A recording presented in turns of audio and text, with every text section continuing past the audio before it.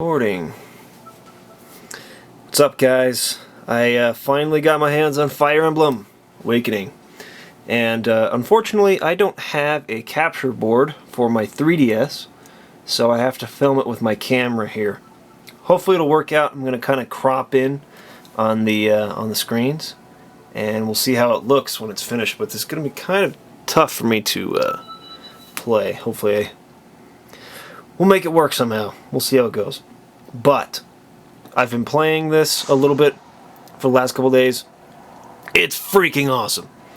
It is so polished, and it is like, for Fire Emblem, from what you've been able to see from my videos so far, it's a game that's really well balanced. Like, all the maths work out really well. Maybe I should turn this down just a little bit. But it has never had a presentation to match, which has been kind of disappointing.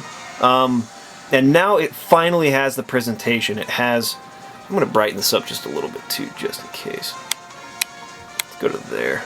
There we go. But now it has the presentation to match. It's got really good animations, character models, music. I mean, the music's been great, but now it's like, you know, in really high quality and everything like that. So I'm really, really excited about this game. I haven't played terribly far into it yet, but from what I've played, it's easily the best Fire Emblem game ever, which is saying a lot. I love this song, by the way. Alright, let's go ahead and get into the game, though. So, the cool thing about this game, similar to the Fire Emblem on the GBA, is it lets you become a character as the player. So let's go ahead and choose new game here. There we go. So you have 3 difficulty settings right off the bat. You have normal, hard, lunatic. And this hard is supposed to be for experienced players, so let's just go with that. And then it actually gives you a really... Hold on, I want to make sure I'm in focus for this. Make sure, absolutely certain I'm in focus. Okay. Right there. Okay. As you've probably been made aware by the videos I've made and stuff like that, Fire Emblem, when your characters die, they die forever. That's the way it's always been. If you lose a unit in battle, that person is gone for the rest of the game. This is the first time that they actually give you an option to do a casual mode where your units will still come back even after death. They've never done that before. So that's really interesting. If you're new to the game, you've never played Fire Emblem before, that would be a good option for you to choose to get used to it. But for those of us who've been playing the game for a long time, our veteran Fire Emblem players, definitely go with the classic mode, because that's, you know, that's where it's at. You gotta have the level of challenge to satisfy you as an experienced gamer. So this is what I was talking about, though. It lets you kind of make an avatar, and it lets you as the player become a character, which is really cool. I really hope I'm in focus for this. See, I wish I didn't have to deal with this. Wish I had a 3DS capture board, which I hope to get here pretty soon. But anyways, you choose your gender.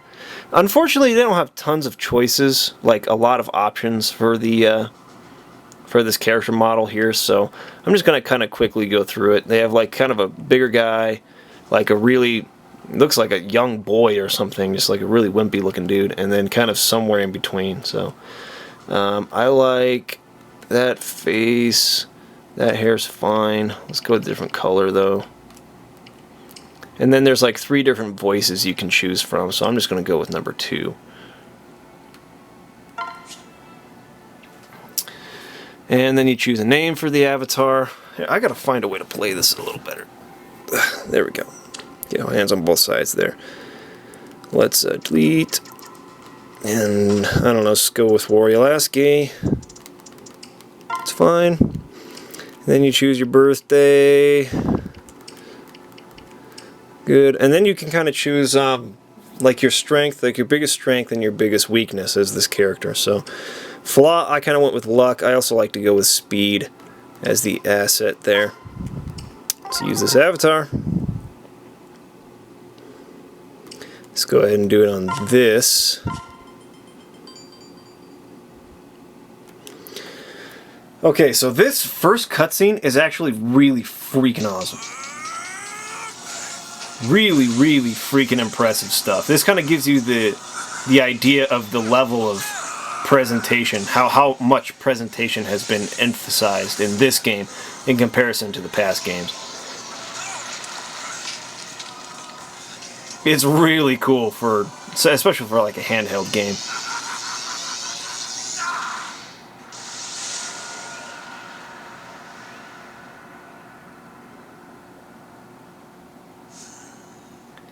Anyways, I think I'm going to skip on to the first level. This is kind of just a really basic level here, so I'll be back here in just a minute.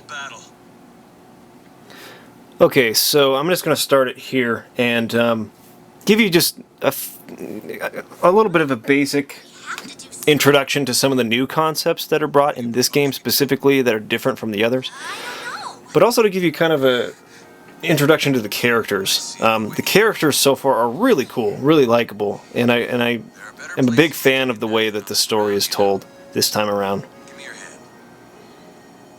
Kind of let this roll for a minute. That's Crom. He's like the new Lord character in this game. I really like him so far. He's really cool. You all right? Gotta skip through this. Thank you, Crom. You can see that there's voice acting now, which is really cool. Anyways, we'll just skip through all this. Get straight into a battle here. Alright, so as we just kind of take a look at all of this here, same sort of deal with the way that the game's laid out. It's tile-based, just as all the others are. You kind of come over here onto a character and you can see their stats on the bottom screen, the weapon that they have equipped, all that sort of thing. And I think with R and L, you can, kind of back up here and look at the whole map. So that's pretty cool. You can kind of zoom out, see the whole map, and then zoom back in. Now, one thing that this game does that hasn't been done before is it stresses this kind of idea of pairing your units together. I think that they sort of did this in the last one, in Radiant Dawn, but not so heavily as they're doing it here. So if I'm to send Crom onto that tile and attack, let's go ahead and watch the attack phase because it's really cool. The animations are awesome.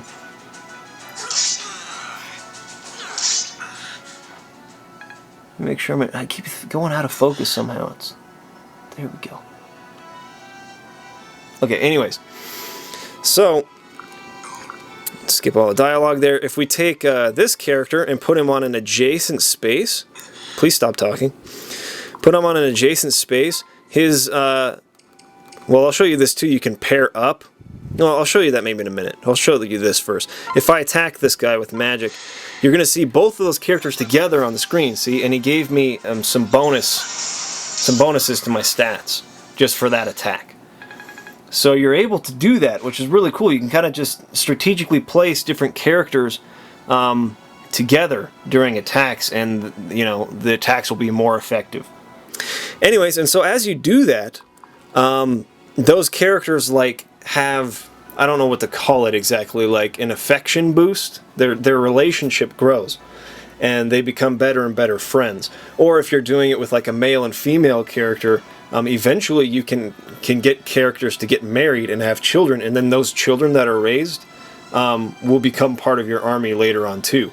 And the skills of the parents are passed on to the kids. So that's really cool. That's something that's entirely new to Fire Emblem that has not been done before. Here's another pretty cool thing. I'll show you this. Send Frederick here to attack this guy. You can see down here on the bottom of the screen you have a pause, where you can pause the action. You can play it in slow motion with this, or you can fast forward through it. So you have kind of those three options there for the battles. If you want to get through them quicker, or you want to see them in slow motion, get a better look at them, that sort of thing. So that's pretty awesome. Let's see what this guy's range of attack is. Shut up! I just want to move you over here. Okay, so we got the enemy's phase now. I've got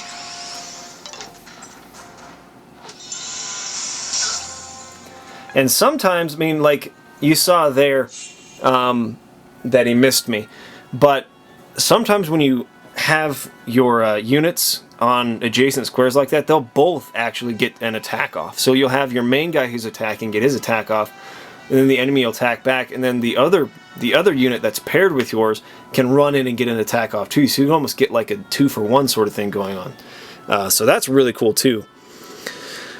Now let me show you how this works. If you pair, hold on, I think I have to.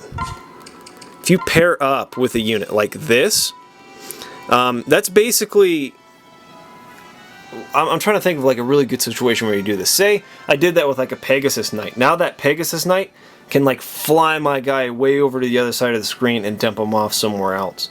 So you can kind of like fly in, rescue a unit, and take them somewhere else that they can heal. There are also some really cool skills later in the game that give you more attacks than one per turn. So what you could do is you can attack with that person, have a Pegasus Knight or another unit, maybe like a horseback, someone on horseback, come back, pick them up, move them to another spot, and then they'd have another turn, so they could heal or attack again.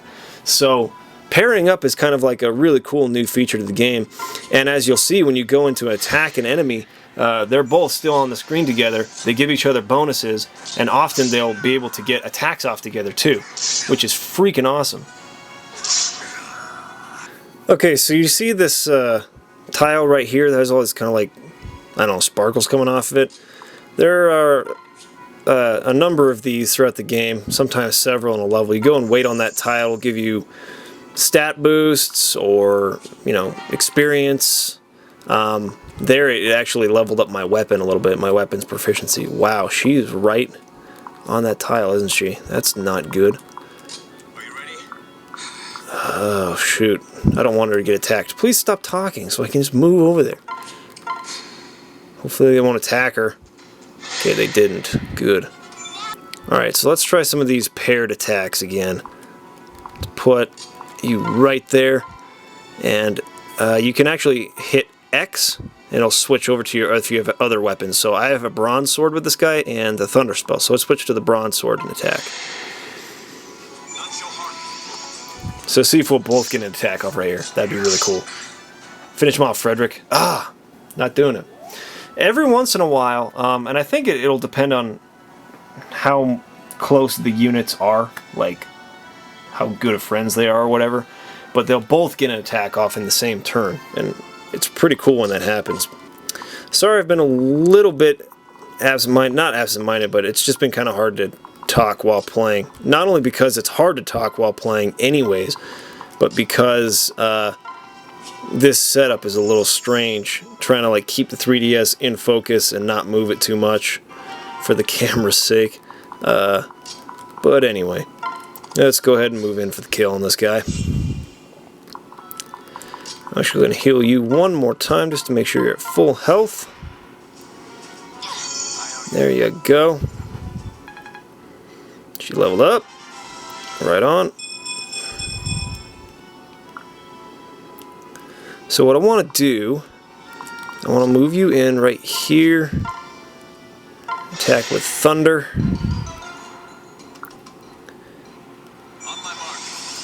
And see if he'll attack if we're on adjacent spaces like this. It might not work because Crom isn't on a space where he could attack normally, but I really want to show that off before I move on here, because it's really cool when that happens. It's like one of the coolest parts about this game so far. Attack. It'd be really cool if you both got an attack off.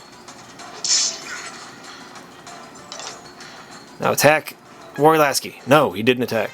I swear to you it happens, and it's really freaking sick when it happens, because you can get a number of attacks off on one turn. If you... let's just finish him off. I'll have to do some more Fire Emblem Awakening videos in the future to show off some more stuff, but this is just kind of some of the basic changes that they've made, improvements, that sort of thing. And a definite presentation overhaul has been placed on this game. And I really, really like the music. The music's awesome. So there you go. There's a small taste of Fire Emblem Awakening. If you haven't bought it yet, why not? If you don't have a 3DS, that's not an excuse. Go buy a 3DS. This is totally worth buying a 3DS for. It's a total system seller. I'm loving it so far. Thanks for watching. Peace!